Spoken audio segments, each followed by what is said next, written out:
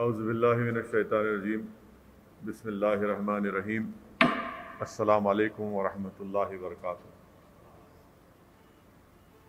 مجلس اتحاد المسلمین کی جانب سے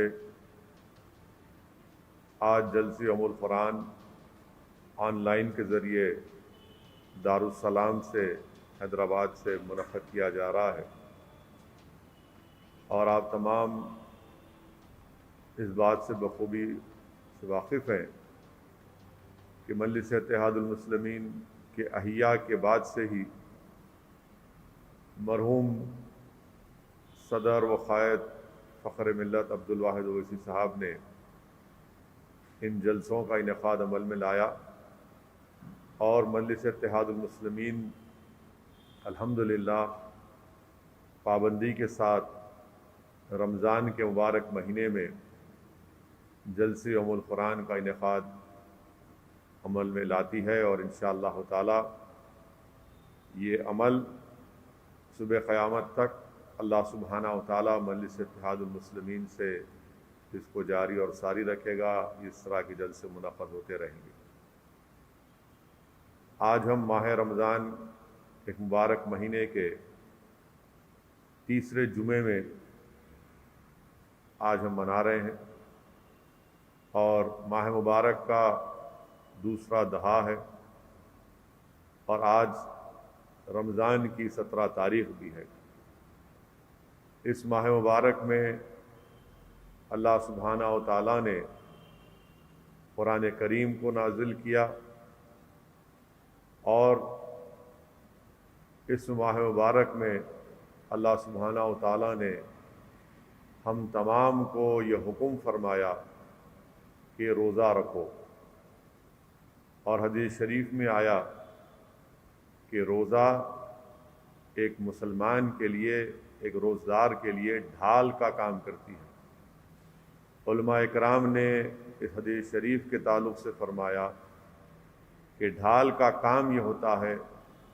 کہ دشمن کے وار سے آپ کو بچائے، ایک سپاہی کو، فوجی کو بچائے۔ تو رمضان میں روزہ رکھنا ہمارے لیے ایک ڈھال ہے، اور وہ ہم کو ہمارے نفس کی شرارت سے اور شیطان کے وسوسوں سے ہم کو بچاتا ہے۔ دوسری حدیث شریف جو علماء اکرام کی زبانوں سے میں نے ان کے پیروں کے پاس بیٹھ کر سنی، کہ ایک مرتبہ اللہ کے رسول صلی اللہ علیہ وسلم خطبہ دینے کے لیے منبر کے پہلے قدم پر اپنا قدم مبارک رکھا اور آمین کہا۔ اس طرح اللہ کے رسول صلی اللہ علیہ وسلم نے 3 مرتبہ آمین کہا۔ صحابہ اکرام نے اللہ کے رسول صلی اللہ علیہ وسلم سے، رحمت للعالمین سے بعد میں پوچھا کہ یا رسول اللہ صلی اللہ علیہ وسلم، آپ نے 3 مرتبہ آمین کیوں کہا؟ تو رسول اللہ صلی اللہ علیہ وسلم نے ارشاد فرمایا کہ میں نے پہلی مرتبہ آمین اس لیے کہا کہ جبرائیل امی میرے پاس کھڑے تھے، اور انہوں نے دعا کی کہ یا اللہ وہ شخص ہلاک ہو جائے جس نے رمضان کو پایا اور اپنے گناہوں کی مغفرت اللہ سے نہیں کروا لی۔ میرے عزیز دوستوں اور بزرگوں، میرے عزتدار ماں اور بہنوں، اور خاص طور سے میرے غیور نوجوان ساتھیوں، آپ خود اندازہ لگائیے کہ اللہ کے رسول صلی اللہ علیہ وسلم آمین کہہ رہے ہیں۔ ماہ رمضان کی اہمیت، اس کی قدر و منزلت سمجھنے کے لیے ہم تمام کے لیے کافی ہے کہ دعا کرنے والے سید الملائکہ ہیں۔ حضرت جبرائیل علیہ السلام دعا کر رہے ہیں کہ یا اللہ اس شخص کو ہلاک کر دے جس نے رمضان کو پایا اور اپنے گناہوں کی مغفرت اللہ سے نہیں کروا لی۔ اور اس دعا کی آمین کون کہہ رہے ہیں؟ وہ ہیں اللہ کے رسول سید الانبیاء محمد مصطفیٰ صلی اللہ علیہ وسلم، امام الانبیاء۔ تو اس لیے بہت ضروری ہے کہ ہم اس ماہ مبارک کی قدر کریں۔ اگر کسی نے بدقسمتی سے اس ماہ مبارک میں روزے نہیں رکھے، یا کسی نے اپنے آپ کو دین سے جس طرح وابستہ کرنے کا یہ ماہ مبارک کا مطالبہ ہے، تقاضا ہے، نہیں کر سکے، ابھی بھی ہمارے پاس وقت ہے میرے عزیز دوستوں اور بزرگوں، ہم تمام رجوع اللہ ہو جائیں اور اس ماہ مبارک کی قدر کریں۔ دوسری مرتبہ اللہ کے رسول صلی اللہ علیہ وسلم نے فرمایا کہ میں نے آمین اس لیے کہی کہ جبریل امین نے دعا کی کہ ہلاک ہو جائے وہ شخص کہ جس محفل میں محمد مصطفیٰ صلی اللہ علیہ وسلم کا ذکر ہو اور اس نے رسول اللہ صلی اللہ علیہ وسلم پر درود السلام کے نذرانے نہ پیش کیا ہو۔ تو اللہم صلی علی سیدنا محمد عبدک رسولک نبی امی وعلی آلہ وصحبہ وسلم۔ تیسری مرتبہ رسول اللہ صلی اللہ علیہ وسلم نے فرمایا کہ میں نے آمین اس لیے کہی کہ حضرت جبریل امین نے دعا کی کہ ہلاک ہو جائے وہ شخص جس کے ضعیف ماں باپ زندہ ہیں اور اس نے ان کی خدمت نہیں کی۔ تو میرے عزیز دوستو، میرے غیور نوجوان ساتھیوں، میری ماں اور بہنوں، اس ماہ مبارک کی قدر کریے۔ اللہ کے رسول صلی اللہ علیہ وسلم حضرت جبرائیل کی دعا پر آمین کہہ رہے ہیں کہ جس نے رمضان کو پایا اور اس نے اپنے گناہوں کی مغفرت نہیں کروا لی۔ اسی لیے میرے عزیز دوستوں اور بزرگوں، اس ماہ مبارک میں حدیث شریف میں آیا کہ حشر کا جب میدان ہوگا اور تمام اللہ سبحانہ و تعالی اپنی شان کے مطابق ہر ایک کے اعمال کا حساب کتاب کرے گا، اور اگر کوئی شخص کسی کا حق تلفی کیا ہے تو اللہ سبحانہ و تعالی جس پر کسی نے کسی کا حق چھینا ہے، اس شخص کے نیکیاں جس کا ہم نے اس کا حق چھینا ہے اس کے اکاؤنٹ میں اللہ سبحانہ و تعالی ڈالتا رہے گا۔ اس کی نمازیں چلے جائیں گے اگر نماز پڑھتا تھا مگر اس نے کسی کا حق مارا، اس کے صدقات چلے جائیں گے، اس کی نیکیاں چلے جائیں گی جس کے اوپر اس نے ظلم کیا تھا۔ مگر جب رمضان کے روزوں کا معاملہ آئے گا تو حدیث شریف میں آیا کہ اللہ فرماتا ہے کہ نہیں، یہ روزے میرے لیے ہے اور میں روزدار کو اس کی جزا دوں گا۔ تو اس لیے میرے عزیز دوستوں اور بزرگوں، اس ماہ مبارک میں اللہ ہم کو توفیق اگر دیتا ہے روزہ رکھنے کی، تو علماء اکرام نے فرمایا، میں نے ان کے مبارک زبانوں سے سنا کہ روزہ صرف بھوکا رہنے کا نام نہیں ہے۔ اگر کوئی روزہ دار ہے تو اس کو اپنے آنکھ کی حفاظت کرنا پڑے گا، اپنے زبان کی حفاظت کرنا پڑے گا، اپنے کان کی حفاظت کرنا پڑے گا، اپنے ہاتھ اور پیر کی حفاظت کرنا پڑے گا۔ صرف بھوکا رہنے سے روزہ نہیں ہو جاتا، بلکہ روزے کا جو صحیح روحانی اور ایمانی آپ کو اس کا لطف اٹھانا ہے، اس کا مزہ آنا ہے اور اس کا فائدہ ہونا ہے، تو ضروری ہے کہ حدیث شریف میں آیا کہ ہم اپنے آنکھ، زبان، کان، ہاتھ اور پیر کی حفاظت کریں۔ تیسری بات یہ ہے کہ اللہ سبحانہ و تعالیٰ نے اس ماہ مبارک میں قرآن کریم کو نازل کیا۔ علماء اکرام نے فرمایا کہ اللہ سبحانہ و تعالیٰ نے جس زمانے میں اپنے رسولوں کو، نبیوں کو بھیجا تو اللہ نے ان کو معجزات عطا کیے۔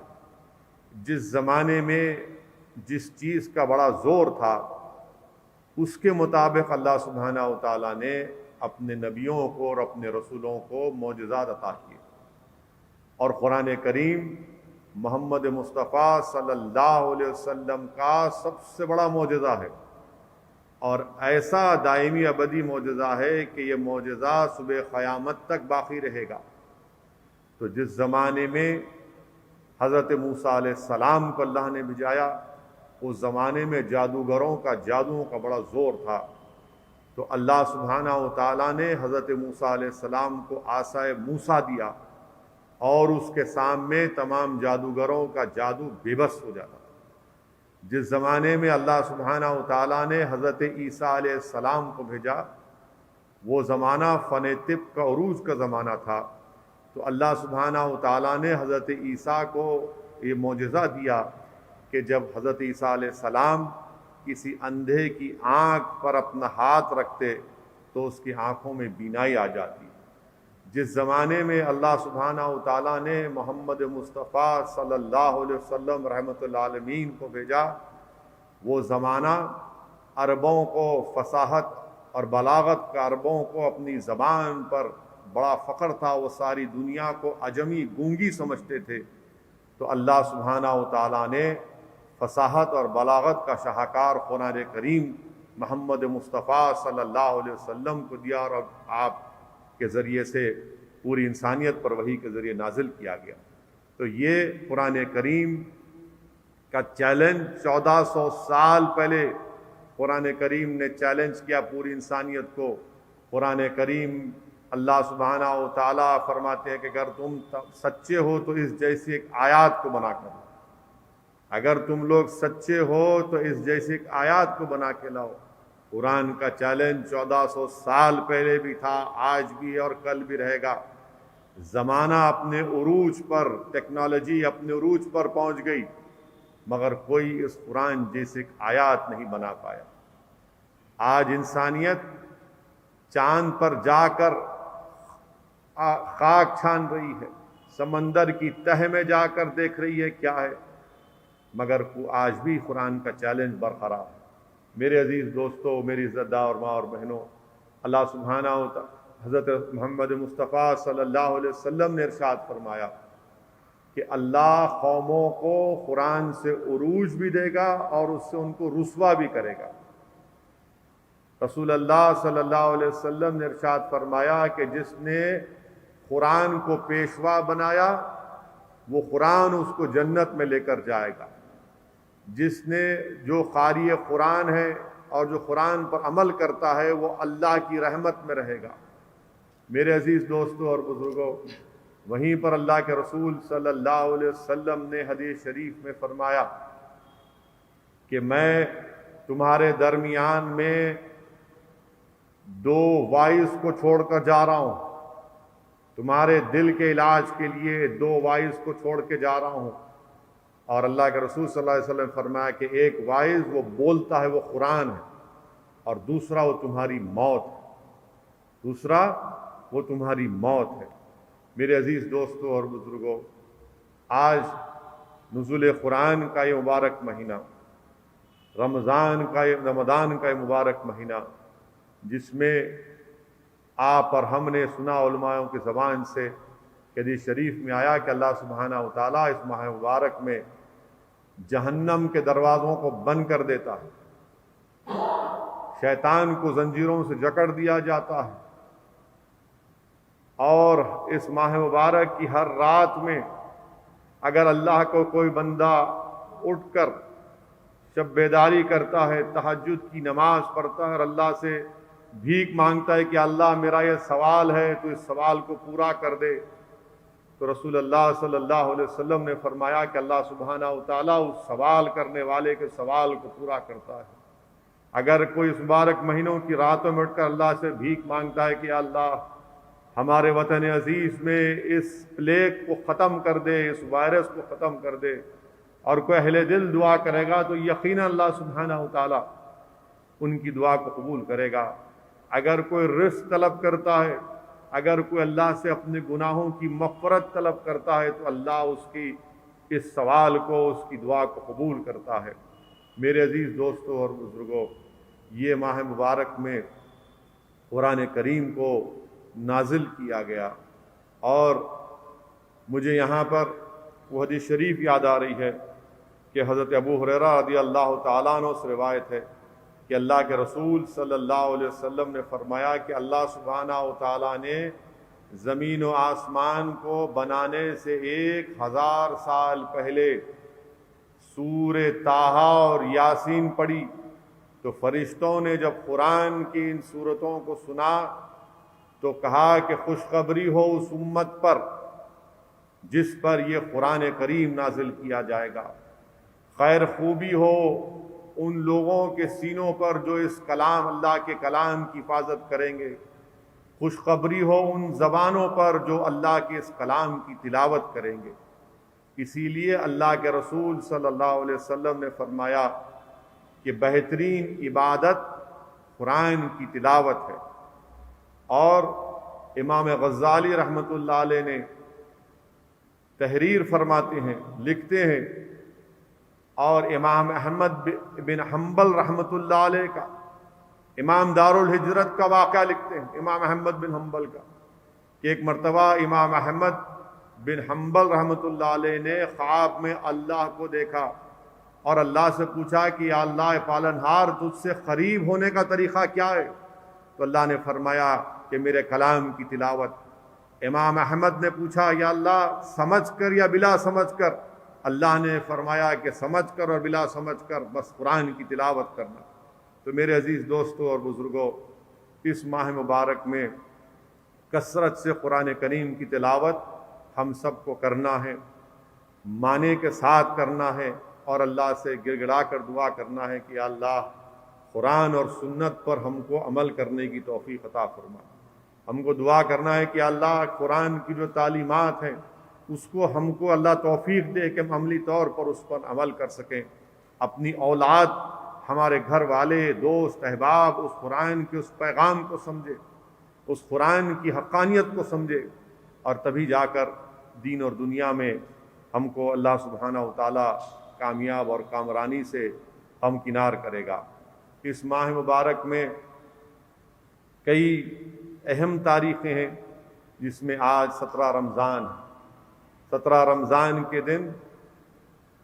حق اور باطل کی پہلی جنگ ہوئی، حق اور باطل کی پہلے جنگ ہوئی، جس کو ہم جنگ بدر کے نام سے جانتے ہیں۔ علماء کرام نے لکھا کہ تاریخ کے پیش نظر علماء کرام نے لکھا کہ بدر میں ایک ضعیف شخص رہتا تھا جس کا نام بدر بن حارث تھا، اسی کے نام سے وہ جگہ منسوب ہو گئی۔ وہیں پر شیخ عبداللہ محدث دہلوی رحمۃ اللہ علیہ تحریر فرماتے ہیں کہ اس مقام پر ایک کنواں تھا جس میں پانی بڑا صاف اور شفاف تھا، تو چاندنی رات کے دن اطراف اکناف کے لوگ اس بدر کامل کو، یعنی مکمل چاند کو دیکھنے کے لیے اس کنویں پر آتے تھے، تو اس لیے اس جگہ کا نام بدر پڑ گیا۔ تاریخ میں آیا کہ یہ پوری انسانیت میں حق اور باطل کی سب سے پہلی جنگ ہوئی، اور علماء کرام نے یہ لکھا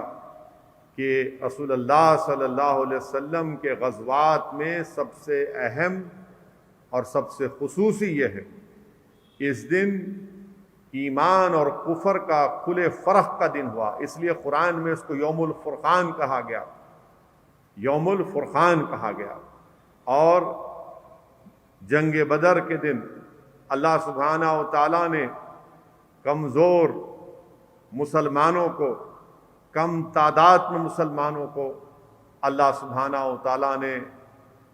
طاقتور اور اسلحہ سے بھرپور، تعداد میں سب سے زیادہ اللہ سبحانہ و تعالیٰ نے اس دن کمزوروں کو، تعداد میں کم والوں کو اللہ نے ان پر غلبہ عطا کیا۔ علماء کرام نے لکھا کہ مشرکین مکہ تجارت کا سامان لے کر، جس میں اسلحہ بھی تھے، جنگی ساز و سامان بھی تھا، اس کو لے کر واپس مکہ کو جا رہے تھے۔ ہم کو یہ سمجھنے کی ضرورت ہے، علماء کرام نے لکھا کہ مکہ کی سرزمین پر صحابہ کرام پر مصائب اور مشکلات کے پہاڑ توڑ دیے گئے، صحابہ کرام کو خاک اور خون کے دریاؤں سے گزرنا پڑا، ان کی جائیدادوں کو ضبط کر لیا گیا، ان پر ظلم ڈھایا گیا، ان کو گرم گرم ریت پر لٹا کر گرم گرم پتھر حضرت بلال کے سینے پر رکھ دیا جاتا، رسول اللہ صلی اللہ علیہ وسلم پر اون کی اجڑی ڈالی گئی مکہ کعبۃ اللہ میں، صدیق اکبر کو مارا اور پیٹا گیا۔ اللہ کے رسول صلی اللہ علیہ وسلم نے ہجرت کی، ہجرت کے دوسرے سال اللہ سبحانہ و تعالیٰ نے رمضان کی روزوں کا فرضیت کا حکم دیا اور جہاد کا بھی حکم دیا۔ اللہ کے رسول صلی اللہ علیہ وسلم نے فرمایا کہ اگر یہ قافلے کا سامان جس میں جنگی ساز و سامان بھی ہے اور اس میں تجارت کا سامان بھی، اگر یہ مکہ پہنچ جائے گا تو اس سے مسلمانوں کو اور تکلیف پہنچائی جائے گی۔ ابو سفیان جو اس قافلے کی قیادت کر رہے تھے، اللہ کے رسول صلی اللہ علیہ وسلم نے اپنے جاسوسوں کو پہلے روانہ کر دیا تھا، اور ایک مقام پر ابو سفیان نے اونٹ کی مینگنیوں کو دیکھا، اور جب وہ اونٹ کی مینگنیوں کو توڑا تو انہوں نے محسوس کر لیا کہ یہ مدینے کے اونٹ ہیں، اور انہوں نے فوراً ایک اپنے قاصد کو بھیجا جس کا نام علماء نے لکھا جس کا نام زمزم غفاری ہے، اس کو ایک تیز رفتار جانور پر بٹھا کر، سواری پر بٹھا کر مکے کو روانہ کیا کہ جا کر مشرکین مکہ کو اطلاع دو کہ محمد صلی اللہ علیہ وسلم مدینے سے نکل پڑے۔ اللہ کے رسول اور اپنے قافلے کو ابو سفیان نے بدر کے ساحلی راستے سے مکے کی طرف اپنا اس کا قافلے کا راستہ بدل دیا۔ اللہ کے رسول صلی اللہ علیہ وسلم نے صحابہ کو حکم دیا کہ چلو کہ ہم کو جانا ہے، حکم فرمایا تو تمام صحابہ اکرام تیار ہو گئے۔ اللہ کے رسول صلی اللہ علیہ وسلم نے دعا کی کہ اللہ دعا فرمائے کہ اللہ ان کے پاس سواری نہیں ہے، بے پیادہ ان کو سواری عطا فرما دے۔ رسول اللہ صلی اللہ علیہ وسلم دعا فرمائے کہ اللہ ان کے جسم پر پہننے کے لیے کپڑے برابر نہیں، یا اللہ ان کو تو کپڑے عطا فرما دے۔ اللہ کے رسول صلی اللہ علیہ وسلم نے دعا فرمائی، صحابہ اکرام نے رسول اللہ صلی اللہ علیہ وسلم کے عشق میں، محبت میں ہمیشہ ڈوبے رہتے تھے، آقا کی محبت میں اور حکم پر نکل پڑے۔ اللہ کے رسول صلی اللہ علیہ وسلم کے ساتھ صحابہ اکرام مقام صفرا پر پہنچے، اور وہاں پر اللہ کے رسول صلی اللہ علیہ وسلم نے، علماء نے لکھا کہ اپنے صحابہ سے فرمایا کہ حضرت جبرائیل امین نے آ کر مجھے یہ بتایا کہ اللہ سبحانہ و تعالی ہم کو کامیابی دے گا، اور اللہ کے رسول صلی اللہ علیہ وسلم نے صحابہ اکرام سے مشورہ کیا۔ صدیق اکبر رضی اللہ تعالی عنہ نے عرض کیا رسول اللہ صلی اللہ علیہ وسلم آپ حکم فرمائیے۔ فاروق اعظم نے عرض کیا رسول اللہ صلی اللہ علیہ وسلم آپ کا ہر حکم ہمارے لیے حرف آخر ہے۔ حضرت مقداد، حضرت سعد بن معاذ کھڑے ہو گئے اور کہا کہ رسول اللہ صلی اللہ علیہ وسلم ہم ان یہودیوں کی طرح نہیں ہیں جنہوں نے کہا تھا کہ موسیٰ آپ اور آپ کا خدا جا کر لڑے، ہم آپ کے ساتھ ہیں۔ حضرت سعد بن معاذ، حضرت مقداد نے جواب دیا رسول اللہ صلی اللہ علیہ وسلم اگر آپ ہم کو سمندر میں کودنے کے لیے کہیں گے تو ہم کود جائیں گے، آپ وہ کر جائیے، آپ آگے بڑھیے جو کام اللہ سبحانہ و تعالیٰ نے آپ سے کہا۔ اللہ کے رسول صلی اللہ علیہ وسلم نے ان تمام کے لیے دعائیں کی، اور اللہ کے رسول صلی اللہ علیہ وسلم نے بدر کے میدان کو منتخب فرمایا، اور اللہ کے رسول صلی اللہ علیہ وسلم ایک ایک جگہ کی نشاندہی کر رہے تھے، کل یہاں پر عتبہ مارا جائے گا، کل یہاں پر ابو جہل مارا جائے گا۔ اور اللہ کے رسول صلی اللہ علیہ وسلم کے لیے ایک مقام بنایا گیا رات میں آپ کے لیے ٹھہرنے کے لیے۔ تو علماء کرام نے لکھا، حدیث شریف میں آیا، سیرت کی کتابوں میں واقعہ ہے کہ اللہ کے رسول صلی اللہ علیہ وسلم رات بھر دعا کر رہے تھے، رو رو کر دعا کر رہے تھے۔ اور کیا تھے آقا دو عالم صلی اللہ علیہ وسلم کے الفاظ کہ اللہ اگر آج یہ مٹھی بھر لوگ ختم ہو جائیں گے تو صبح قیامت تک تیرا نام لیوا کوئی نہیں ہوگا۔ اللہ کے رسول صلی اللہ علیہ وسلم دعا کر رہے تھے کہ یا حیو یا قیوم، صبح اگر آج یہ لوگ ختم ہو جائیں گے تو صبح قیامت تک تیرا نام لیوا نہیں ہوگا۔ اللہ کے رسول صلی اللہ علیہ وسلم کی آنکھ کے مبارک سے آنسو بہہ جاتے تھے۔ صدیق اکبر اللہ کے رسول صلی اللہ علیہ وسلم کو آ کر لپیٹ جاتے ہیں اور کہتے ہیں یا رسول اللہ صلی اللہ علیہ وسلم اللہ آپ کو غالب کرے گا۔ میرے عزیز دوستوں اور بزرگوں، کسی عالم دین نے کیا خوب کہا کہ 1400 سال پہلے جو دعا اللہ کے رسول صلی اللہ علیہ وسلم نے کی، اسی وجہ سے آج بھی ہم زندہ ہیں۔ اسی وجہ سے آج بھی ہم زندہ ہیں۔ میرے عزیز دوستوں اور بزرگوں، یہ اللہ کے رسول صلی اللہ علیہ وسلم کی دعا۔ صبح ہوئی تو اللہ کے رسول صلی اللہ علیہ وسلم نے جہاد پر مختصر سا خطبہ دیا، اور اللہ کے رسول صلی اللہ علیہ وسلم نے مسلمانوں کی فوج کی صف بندی کی۔ آپ کے ہاتھ میں ایک تبر کی لکڑی تھی۔ اللہ کے رسول صلی اللہ علیہ وسلم نے دو بچوں کو دیکھا جس کا نام حضرت معاذ اور حضرت معوذ تھا۔ کم سن تھے۔ اللہ کے رسول صلی اللہ علیہ وسلم نے حضرت معاذ کو شامل کر لیا، حضرت معوذ کو ہٹا دیا۔ تو چھوٹے بھائی نے بڑے بھائی کے کان میں جا کر کہا کہ دیکھو، اللہ کے رسول صلی اللہ علیہ وسلم نے تم کو جہاد کے لیے منتخب کر لیا، میں اس سے محروم ہونا نہیں چاہتا ہوں۔ اور وہ چھوٹا بھائی رسول اللہ صلی اللہ علیہ وسلم کہتے ہیں، یا رسول اللہ صلی اللہ علیہ وسلم، آپ ہم دونوں میں کشتی کرا کر دیکھ لیے، ریسلنگ کرا کر دیکھیے کہ کون طاقتور ہے۔ اللہ کے رسول صلی اللہ علیہ وسلم مسکراتے ہیں۔ رسول اللہ صلی اللہ علیہ وسلم مسکراتے ہیں۔ دونوں بھائیوں میں کشتی ہوتی ہے۔ چھوٹا بھائی کان میں کہتا ہے کہ دیکھو مجھے محروم مت کرو، تو بڑا بھائی وہ زمین پر گر جاتے ہیں۔ اللہ کے رسول صلی اللہ علیہ وسلم ان کے جذبے جہاد اور شہادت پر اس کو پسند فرماتے ہیں، ان کو شامل کرتے ہیں۔ اور پھر جب مسلمانوں کی صحابہ کرام کی صفوں کو صحیح کرتے ہیں دائیں اور بائیں، اللہ کے رسول صلی اللہ علیہ وسلم حضرت سواد انصاری ایک صحابی رسول ہیں، آپ کا پیٹ تھوڑا بڑا ہے، تو رسول اللہ صلی اللہ علیہ وسلم ہلکی سی ان کے پیٹ پر ضرب مار کر کہتے ہیں کہ سواد سیدھے ہو جاؤ، اے سواد سیدھے ہو جاؤ۔ حضرت سواد عرض کرتے یا رسول اللہ صلی اللہ علیہ وسلم، آپ نے مجھے خامخواہ مارا، مجھے اس کا بدلہ دیجیے۔ میرے عزیز دوستوں اور بزرگوں، اللہ کے رسول صلی اللہ علیہ وسلم کہتے ہیں کہ آؤ سواد اپنا بدلہ لے لو۔ یعنی دنیا کی کوئی فوج میں کوئی کمانڈر ان چیف سے کوئی یہ نہیں کہہ سکتا، مگر لاکھوں سلام اللہ کے رسول صلی اللہ علیہ وسلم پر آپ فرماتے ہیں کہ آج سواد اپنا بدلہ لے لے۔ حضرت سواد دوڑتے ہیں، اللہ کے رسول صلی اللہ علیہ وسلم کے جسم مبارک کو بوسہ دیتے ہیں، لپیٹ لیتے ہیں۔ رحمت اللہ علیہ صلی اللہ علیہ وسلم ارشاد فرماتے کہ سواد کیا کر رہا ہے؟ وہ کہتی ہے رسول اللہ صلی اللہ علیہ وسلم، زندگی کا آخری لمحہ ہے، موت میرے سامنے ہے، میں اپنے جسم کو آپ کے جسم سے مس کر رہا ہوں۔ میرے عزیز دوستوں اور بزرگوں، یہ عشق رسول صلی اللہ علیہ وسلم تھا۔ اور تاریخ یہ بتاتی ہے کہ مسلمانوں نے صرف 2 گھوڑے، 17 اونٹ، ایک روایت میں ہے کہ 70 اونٹ تھے، اور 8 تلواروں سے اسلام کی صفوں کو مضبوط کیا۔ 2 گھوڑے، 8 تلواریں، 17 یا 70 اونٹ، اور مشرکین مکہ کے پاس 200 گھوڑے، روز 10 اونٹ کاٹے جاتے تھے۔ اور جب مکے میں خبر پہنچی تو اس زمانے میں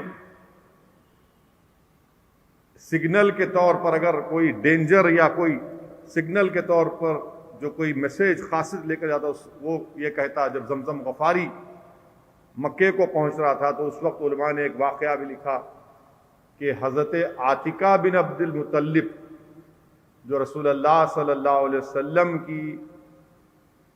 پھوپھی ہیں، انہوں نے خواب میں دیکھا کہ اونٹ پر بیٹھ کر کچھ لوگ آ رہے ہیں اور پکار کر کہہ رہے ہیں کہ اے اہل قریش، اجلت کرو، تمہاری موت کا وقت قریب آ رہا ہے۔ اور آپ نے یہ خواب حضرت عباس کو سنایا، حضرت عباس نے ابو جہل کو سنایا، تو ابو جہل نے اپنی حسب عادت، اپنی تعصبیت اور اپنی گستاخی کا مظاہرہ کیا اور کہا کہ حضرت عباس سے کہا کہ اب محمد صلی اللہ علیہ وسلم نے تو اپنی نبوت کا اعلان کر دیا کہ اب تمہاری عورتیں بھی اعلان کریں گی، اور اگر 3 دن کے اندر یہ نشانی پوری نہیں ہوئی تو ہم پورے بنی ہاشم کو جھوٹا کہوں گا، نعوذ باللہ۔ تو تیسرے دن زمزم غفاری مکے کو پہنچتا ہے، اور سگنل کے طور پر یعنی خطرہ آ رہا ہے بتانے کے طور پر کہتا ہے کہ میرے اونٹ کے کان اور ناک کٹے ہوئے ہیں۔ تو پورے مشرکین مکہ تیار ہو جاتے ہیں، سوائے ابو لہب کے، سب تیار ہو جاتے ہیں کہ اب جا کر پورے ساز و سامان کے ساتھ، ایک طرف 313، دوسرے طرف 950,000 کا لشکر، پوری طاقت، پورے غرور، پورے تکبر کے ساتھ اپنے ساتھ ناچنے والے لڑکیوں کو، باجا سب لے کر نکلتے ہیں، اور بدر کے میدان کو جب جاتے ہیں اس وقت تک ابو سفیان جو اس وقت تک اسلام نہیں قبول کیے تھے وہ مکے کو پہنچتے اور کہتے ہیں مت جاؤ مت جاؤ، مگر ابو جہل اور یہ تمام مشرکین کہتے ہیں کہ نہیں۔ اور تفسیر میں، قرآن کی تفسیر میں شاید پیر کرم شاہ زری رحمۃ اللہ علیہ نے اپنی تفسیر میں لکھا یا علماء نے لکھا کہ جب یہ مشرکین مکہ نکل رہے تھے بدر کی طرف تو کعبۃ اللہ کے پردے کو پکڑ کر اللہ سے دعا کرنی، یا اللہ جو حق پر ہے تو ان کو کامیاب کر دے۔ اللہ سبحانہ تعالیٰ سے دعا کرتے ہیں، خیر وہ نکلتے ہیں بدر کی طرف۔ اللہ کے رسول صلی اللہ علیہ وسلم مختصر سا خطبہ دیتے ہیں، اور جیسا کہ میں نے آپ سے عرض کیا رسول اللہ صلی اللہ علیہ وسلم کے ساتھ 313 صحابی ہیں۔ پوری دنیا کو بتایا کہ حق اور باطل کی پہلی جنگ یہ ہے، شہادت کا عملی تصویر، بلکہ اس کا ایک عملی تصویر، اس کا پیمانہ بتایا، اور دنیا کو بتا دیا کہ خدائے قدرت پر عمل کرنے والے، خدا کی قدرت پر عمل کرنے والے اللہ کی ذات پر بھروسہ کرتے ہیں۔ اور جنگ جب ہوئی، اللہ کے رسول صلی اللہ علیہ وسلم، صحابہ اکرام، واقعات میں علماء اکرام نے لکھا کہ حضرت معاذ اور موز یہ دو کمسن صحابی ابو جہل پر پہلے حملہ کرتے ہیں، ابو جہل زخمی ہو جاتا ہے، حضرت معاذ پر ابو جہل کے بیٹے اکرمہ حملہ کرتے ہیں، حضرت معاذ کا ایک بازو زخمی ہو جاتا ہے، شدید زخمی ہو جاتا ہے، شدید زخمی ہو جاتا ہے۔ اور وہ اپنے جنگ کے بعد جب اب اس زخمی حالت میں اللہ کے رسول صلی اللہ علیہ وسلم کے پاس آتے ہیں تو رسول اللہ صلی اللہ علیہ وسلم نے ایک روایت میں آیا ہے کہ ایک اتنا زخمی تھا ان کا بازو کہ بالکل لٹک رہا تھا، ایک روایت میں آیا کہ بہت زخمی تھے۔ بہرحال اللہ کے رسول صلی اللہ علیہ وسلم کے پاس آئے تو رحمت العالمین شاہ فیروز رضا اپنا لعاب دہن حضرت معاذ کے بازو پر لگاتے ہیں، اور وہ اتنا اچھا ہو جاتا ہے کہ حضرت عثمان ذو النورین کے زمانے تک وہ ہر واقعات میں جنگ میں حصہ لیتے تھے۔ اور حضرت قتادہ رضی اللہ تعالیٰ عنہ کا واقعہ، قتادہ رضی اللہ تعالیٰ عنہ کا واقعہ کہ آپ کو تیر اپنے آنکھ میں لگتا ہے، آنکھ شدید زخمی ہو جاتی ہے، اللہ کے رسول صلی اللہ علیہ وسلم کے پاس آ کر کہتے ہیں کیا کرو یا رسول اللہ، نکال لوں؟ اللہ کے رسول صلی اللہ علیہ وسلم فرماتے نہیں، ذراؤ اپنا لعاب دہن حضرت قتادہ رضی اللہ تعالیٰ عنہ کی آنکھ پر لگاتے ہیں اور آنکھ کو شفا ہو جاتی ہے۔ وہیں پر جنگ میں حضرت عکاشہ رضی اللہ تعالیٰ آ کر کہتی یا رسول اللہ میری تلوار ٹوٹ گئی، میری تلوار ٹوٹ گئی۔ حضرت رسول اللہ صلی اللہ علیہ وسلم حضرت عکاشہ کو ایک لکڑی دیتے ہیں کہ اس سے مقابلہ کرو۔ دیکھیے اللہ کے رسول صلی اللہ علیہ وسلم سے عشق، کتنا بڑا عشق تھا، کتنی بڑی محبت۔ یہ نہیں پوچھتے یا رسول اللہ لکڑی، بولے اللہ کے رسول صلی اللہ علیہ وسلم لکڑی دی، حضرت عکاشہ لے کر دوڑتے ہیں۔ اور حضرت عکاشہ رضی اللہ تعالیٰ عنہ کے بارے میں آیا، حدیث شریف میں آیا کہ جب اللہ کے رسول صلی اللہ علیہ وسلم نے یہ ارشاد فرمایا کہ اللہ سبحانہ و تعالیٰ میری امت کے 70,000 لوگوں کو بغیر حساب کتاب کی جنت میں داخل کرے گا، تو حضرت عکاشہ عرض کرتے یا رسول اللہ میرا نام بھی اس میں شامل کروا دی۔ رسول اللہ صلی اللہ علیہ وسلم حضرت عکاشہ کے لیے دعا کرتے ہیں۔ حضرت عکاشہ اس لکڑی کو لے کر جب دوڑتے ہیں مشرکین مکہ کے درمیان میں تو وہ ایک تلوار بن جاتی ہے، سفید لوہے کی تلوار بن جاتی ہے۔ اور علماء کرام نے لکھا کہ آپ کی زندگی اور آپ کی موت تک آپ کے ساتھ حضرت عکاشہ کے ساتھ وہ تلوار تھی۔ میرے عزیز دوستوں اور بزرگوں، ایک طرف 950 کا لشکر جس کے پاس 200 گھوڑے ہیں، کئی اونٹ ہیں، وہ اپنی طاقت اور اپنی قوت لے کے آتا ہے، تو دوسری طرف صحابہ کے ساتھ محمد مصطفیٰ صلی اللہ علیہ وسلم ہے۔ ایک طرف طاقت ہے، ایک طرف غرور ہے، ایک طرف تکبر ہے، تو دوسری طرف اللہ کے حبیب محمد مصطفیٰ صلی اللہ علیہ وسلم ہے۔ میرے عزیز دوستوں اور بزرگوں، قرآن کریم میں اللہ سبحانہ و تعالیٰ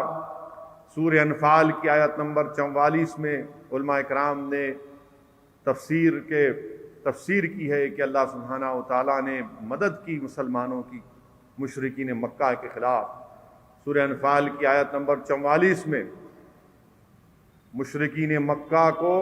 مسلمان کم دکھائی دے رہے تھے اور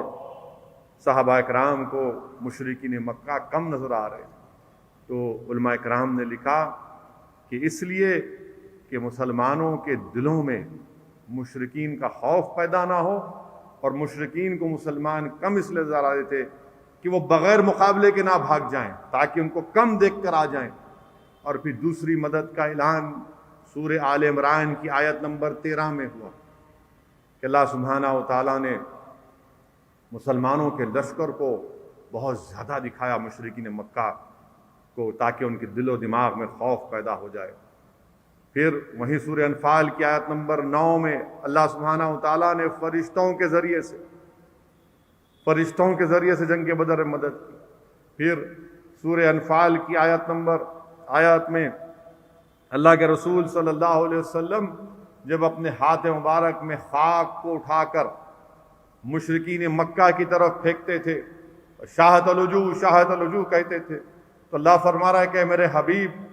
ہاتھ تو تمہارا ہے مگر خاک ہم پھینک رہے ہیں۔ میرے عزیز دوستو اور بزرگوں، ایک اور مدد کا ذکر سورہ انفال کی آیت نمبر 17 میں، جس میں اللہ سبحانہ و تعالیٰ نے مسلمانوں کی مدد فرمائی کہ جس جگہ پر مسلمان جنگ میں تھے وہاں پر پانی نہیں تھا، اور پانی کا کنویں پر مشرکین مکہ اس جگہ پر قبضہ کر لیا تھا، ریتیلی جگہ تھی، پیر اگر رکھتے تو پیر اس ریت میں چلا جاتا، تو اللہ سبحانہ و تعالیٰ نے بارش کو نازل کیا کہ پیاسے تھے تو اللہ نے پانی پہنچا دیا، کنواں نہیں تھا تو اللہ نے بارش کو نازل کیا، اور وہ جگہ بارش کی وجہ سے تھوڑا مضبوط ہو گئی، اور مشرکین مکہ جس جگہ پر ٹھہرے تھے وہاں پر پورا دلدل اور کیچڑ بن گیا۔ ایک اور مدد کا ذکر قرآن کریم میں فرمایا، اللہ سبحانہ تعالیٰ نے جنگ سے پہلے رات میں صحابہ کرام کو آرام کی نیند دی تاکہ جب وہ اٹھے تو فریش اٹھے، اور پھر یہ مقابلہ ہوا۔ وہیں پر ہم یہ بھی دیکھتے ہیں کہ حضرت بلال رضی اللہ تعالیٰ عنہ کو، جس امیہ بن خلف، وہ شیطان جو حضرت بلال کو تکلیف دیتا تھا مکہ کی سرزمین پر، حضرت بلال اس کی طرف دوڑتے ہیں اور کہتے ہیں کہ آج تو نہیں بچ پائے گا۔ میرے عزیز دوستوں اور بزرگوں، جب ابو جہل کے ناپاک وجود کو اللہ کے رسول صلی اللہ علیہ وسلم کے قدموں میں لا کر ڈالا گیا، تو اللہ کے رسول صلی اللہ علیہ وسلم نے ارشاد فرمایا کہ میری امت کا فرعون مارا گیا۔ میرے عزیز دوستوں اور بزرگوں، کیا پیغام ملتا ہے یوم الفرقان سے، جنگ بدر سے ہم کو یہ پیغام ملتا ہے کہ طاقت اور قوت اپنی جگہ پر ہے، مگر یاد رکھو وہ قوم صرف طاقت اور قوت پر عروج حاصل نہیں کر سکتی، ہم کو خدا کی قدرت پر بھروسہ کرنا پڑے گا، ہم کو رسول اللہ صلی اللہ علیہ وسلم سے سچی اور پکی عشق کرنا پڑے گا۔ اور یہ بھی پیغام ہم کو ملتا ہے کہ جس طرح اللہ نے ملائکہ کو نازل کر کے ہماری مدد کی، تو اللہ کی رحمت آج بھی ہم کو مدد کرے گی، ہم کو ڈرنے اور گھبرانے کی ضرورت نہیں ہے۔ جب تک ہمارے بزرگوں میں جذبہ جہاد، شہادت سچا اور مستحکم تھا، اللہ نے ان کے سروں پر تاج رکھا۔ جب سے ہم نے اس منصب کو بھلا دیا، ذلیل اور خوار ہماری زندگی کا مقدر بن چکا ہے۔ میرے عزیز دوستوں اور بزرگوں، میری یہ بات آپ کو کڑوی لگے گی، مگر یہ بات سچ ہے کہ ہمارے پاس میتھمیٹیشین تھے، ریاضدان تھے، جو ہم دنیا کو حساب سکھاتے تھے، ہم نے اپنے اسلاف کی اس روش کو بھلا دیا، تو زمانہ ہمارا حساب کر رہا ہے۔ ہمارے پاس بہترین طبیب تھے، ہم دنیا کا علاج کر رہے تھے، آج دنیا ہمارا علاج کر رہی ہے۔ آج ہمارے پاس دوسروں کے اترے ہوئے کپڑے اپنے جسموں پر پہننا پڑ رہا ہے، جبکہ قرآن نے ہم کو بہترین امت کہا، بہترین قوم کہا، تو آخر کیا وجہ ہے؟ یہ پسماندگی کیوں، یہ ذلت کیوں؟ اس لیے کہ ہم نے اپنے منصب کو بھلا دیا، ہم دنیا کی اس چمکتی ہوئی دنیا کے اس میں بہہ چکے ہیں۔ میرے عزیز دوستوں اور بزرگوں، جنگ بدر کا پیغام یہی ہے کہ ہم اللہ کی ذات پر توکل کریں، ہم اللہ کی قدرت پر جیتے ہیں اور مرتے ہیں، ہم کو اللہ کی راہ میں جدوجہد کرنا ہے اور اس کو اس میں مستحکم رکھنا ہے، اور یقیناً ہم کو اس بات کو یاد بھی رکھنا ہے کہ آج ہمارے ملک وطن عزیز میں جو حالات سے ہمارا ملک دوچار ہو رہا ہے، جہاں پر ہمارے ملک میں کووڈ ایک آگ کی طرح پھیلتے جا رہا ہے، جس طرح آگ ایک گھر کو جلاتی اس طرح کووڈ لوگوں کی جانوں کو، بیماروں کو پریشان کر رہا ہے۔ یہ ماہ مبارک میں ہم تمام کو اللہ سے کثرت سے دعا کرنا ہے کہ اللہ سبحانہ و تعالی ہمارے وطن عزیز، ہمارے ملک میں اس کووڈ کو اللہ ختم کرے، اس وبا کو ختم کر دے۔ اللہ کو رسول اللہ صلی اللہ علیہ وسلم کا واسطہ، اللہ کو جنگ بدر کے ان 13-14 شہیدوں کا واسطہ صحابہ کرام کے اللہ سبحانہ و تعالیٰ اس کورونا کو ختم کر دے، اس لیے کہ جنگ بدر میں جو صحابی شہید ہوئے،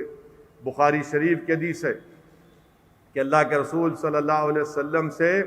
حضرت جبرائیل امین آ کے پوچھا کہ آپ ان لوگوں کو جو جنگ بدر میں شریک ہوئے ان کے تعلق سے آپ کی رائے کیا ہے؟ تو اللہ کے رسول صلی اللہ علیہ وسلم نے فرمایا کہ میری امت میں سب سے اعلیٰ ہیں وہ لوگ، افضل ہے وہ لوگ۔ حضرت جبرائیل امین نے عرض کیا یا رسول اللہ، جو ملائکہ جنگ بدر میں آ کر آپ کی مدد کی جنگ بدر میں، وہ اللہ کی نظر میں بھی سب سے اعلیٰ ہیں۔ تو ہم اللہ سے دعا کرتے ہیں کہ اللہ تجھے جنگ بدر کے وہ تمام صحابی رسول کا واسطہ، تجھے وہ 313 صحابی رسول کا واسطہ، تجھے رحمت العالمین کا واسطہ ہمارے وطن عزیز میں یا اللہ اس کورونا کو ختم کر دے، یا اللہ تیرے جلال کو جمال میں تبدیل کر دے، اللہ آپ کے جلال کو جمال میں تبدیل کر دے، اللہ آپ کے خزانے میں کوئی کمی آنے والی نہیں اگر آپ اس کا خاتمہ کر دیں گے۔ یا اللہ ہم تو کمزور ہیں، بے بس ہیں، یا اللہ ہم تیرے حبیب کی امتی ہیں، اللہ اس وطن عزیز پر، اس سرزمین پر یا اللہ اپنا رحم کر دے اور پوری انسانیت کو اس بیماری سے اللہ سبحانہ تعالیٰ چھٹکارا دلا دے۔